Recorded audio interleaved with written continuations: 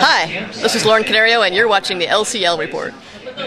This program is brought to you by FreeKeen.com. FreeKeen.com features audio, video, and blogs chronicling the transition to a voluntary society. FreeKeen.com also has comments and discussion forums so you can be heard. FreeKeen.com. Hi, this is Taryn Lupo. Welcome to Low Country Liberty Report.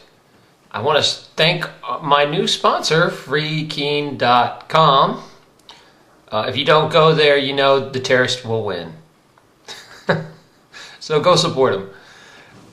Other than that, I wanted to talk to you about what I think is one of the worst decisions of all time of the Supreme Court. And on the surface, it doesn't seem like that big of a deal, but on the end, in the end game, it's a huge deal because it sets such an awful precedence. It's just another example why our government's broken will probably never work. I'm here with Lauren Canario, pretty much super activist and got a lot of fans out there now.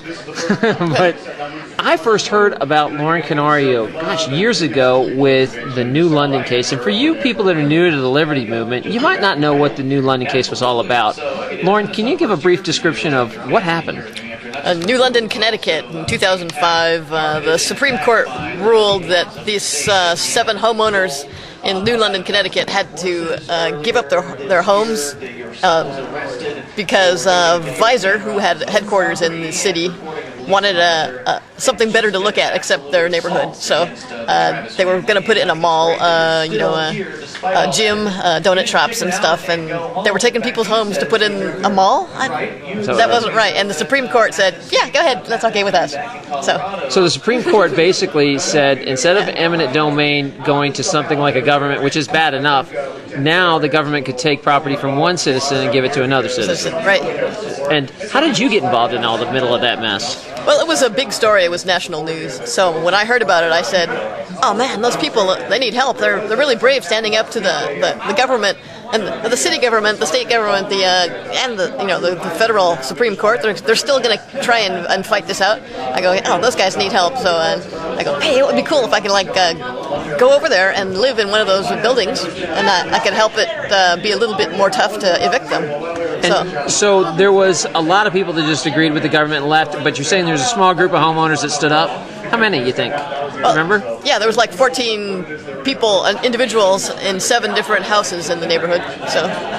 And you were one of the last ones standing, if I remember right. What happened? Yeah. Well, eventually, the police never, or after I got there, there had been police harassing people before that, but when I got there, nothing happened like that. The police backed down and let them live day in, day out in there. Didn't block off the roads, didn't turn off the electricity or anything. Finally, the government decided to offer more money to the homeowners, and they took it. So everyone was happy, I suppose. Well, what was the video I've seen of you where you're being dragged out of the house off the porch? That was... Isn't that the incident with New London? That did happen in New London. It was one of the deals that the last homeowner was named Michael Cristofaro. He had a garden and a vineyard in his yard, and he wanted to keep that. He didn't. One of his things the city agreed to was that they would let him keep his or move his vineyard and his trees and garden and stuff. And so they were turning off the water at his house. So I was calling him up going, hey Michael, they're turning off the water and the electricity and stuff, and is that okay with you? And then that's why I was hanging out on the porch there. And I was reading a book, and when the police came to board up the windows, they said, you can't stay here. Go on. I go, no, I'll just stay here. I'll just read my book. That was it. Yeah. Yeah, they don't like that, do they? They didn't like that, no. And now, you were kind of a rallying point. You were the first person I remember in the movement where there was a large deal made to come help you.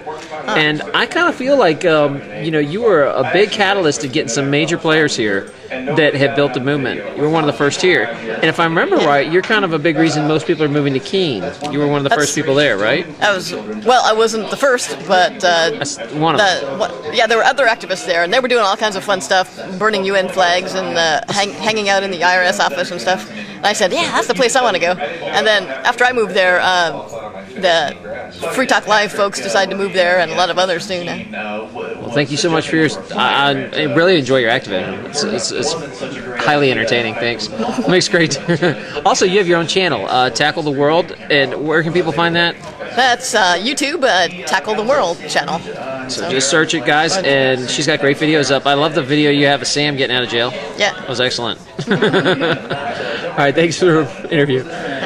What this means to everybody else is that one group of people can now take the property of another group of people by using the government as force, which is no different than taxation. You know, that's what taxation is, but you're just openly doing it to property now. This decision kind of legitimizes stealing property in the eyes of people in the government, and it's very damaging to the public persona, the public's faith in government too, that now this sort of action is justified. Because before it was, oh, the government could come take your house as long as they were doing something for the public good, building a road or something, and that it would create more tax dollars for the community, so therefore it was public good.